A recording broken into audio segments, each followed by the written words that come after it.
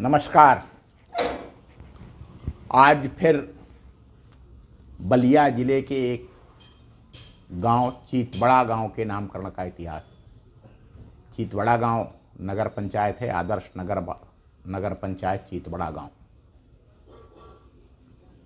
कैसे नाम पड़ा इसका चीतबड़ा गांव, यह जानकारी लेकर आपके समक्ष उपस्थित हूँ। अविद्ध कर्ण बौद्ध बिहार का चेटक बिहार का नगर बन गया चीतबड़ा गांव। उत्तर प्रदेश के बलिया जिले के पुरातन नगर आदर्श नगर पंचायत चीतबड़ा गांव का एक अपना इतिहास है। यह एक प्राचीन ऐतिहासिक नगर है। यह संपूर्ण गढ़ा और भदाव परगना का प्रमुख व्यापारिक नगर रहा है। असभ्य, उत्पाती, अनाचारी, व्यभिचारी चेर पासवान राजवंश के वंशजों से पारिवारिक भिक्षुओं को बचाने के लिए गाजीपुरी, जिसे वर्तमान में गाजीपुर कहा जाता है, के जमदग्नि आश्रम, जिसे आज जमानिया कहा से आए यहाँ के कौशिक विश्वामित्र जी के वंशज, कौशिक क्षत्रियों के वीर उर्वेला तीर्थ बोध गया के मृगदांव सारनाथ वाराणसी जाने के समय यहाँ पर अरहत बुद्ध भी आए थे। यहाँ बौद्धों का विशाल चेटक विहार नगर था। महाभारत काल में इसे सुवर्णपुरी के नाम से जाना जाता था। बुद्ध के समय में इस नगर का नाम श्रवण अर्थात जो बौद्ध भिक्षु होते हैं उनको श्रवण कहा जाता है।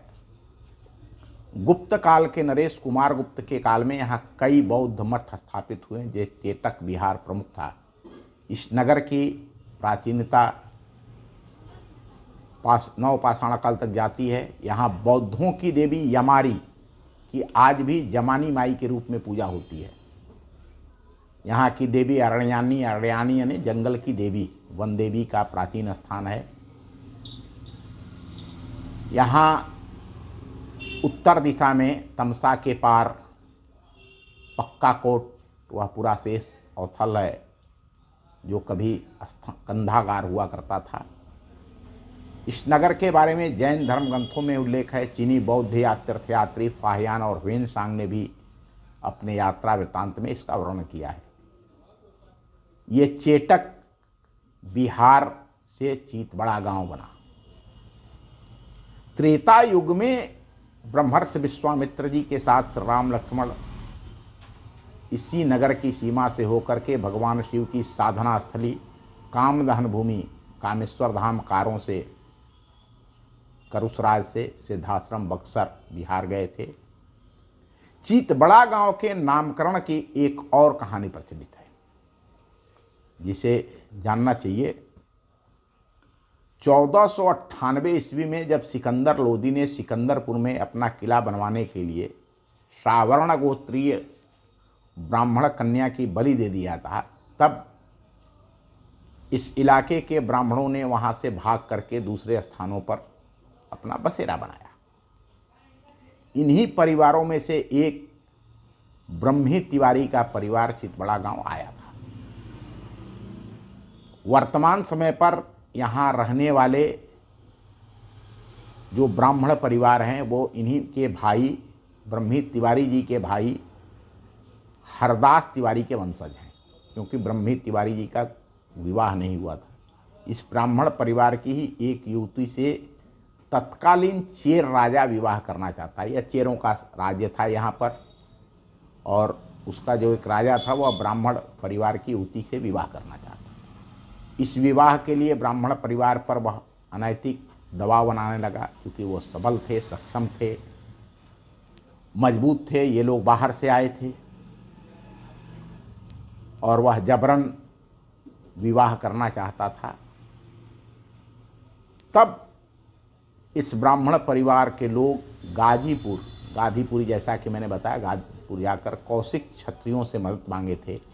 कौशिक क्षत्रियों ने, देखिए एक बहुत बड़ी चीज़ है, जो अपने से बलवान होता है जब उसे बल से नहीं जीता सकता तो बुद्धि से जीताता है।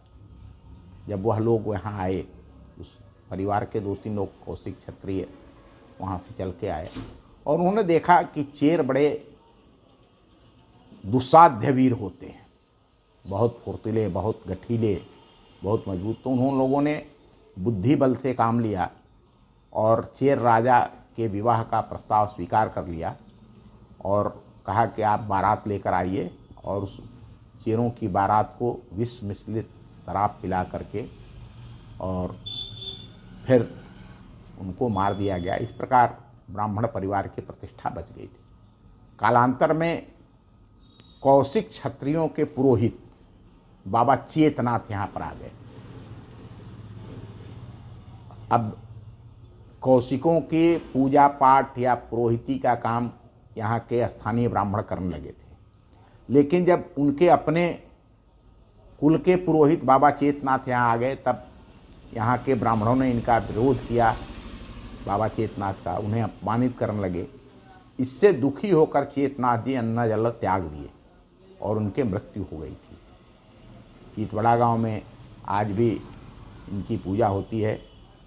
तो कुछ लोग इस नगर के नामकरण का कारण इसी बाबा चेतनाथ, जो कौशिकों के पुरोहित थे, उसी चेतनाथ जी के नाम पर इस गांव का नाम चीतबड़ा गांव होना बताते हैं। लेकिन यह तथ्य भी स्मरण रखना चाहिए कि बाबा चेतनाथ लगभग 15वीं सदी में, 15वीं सदी के बाद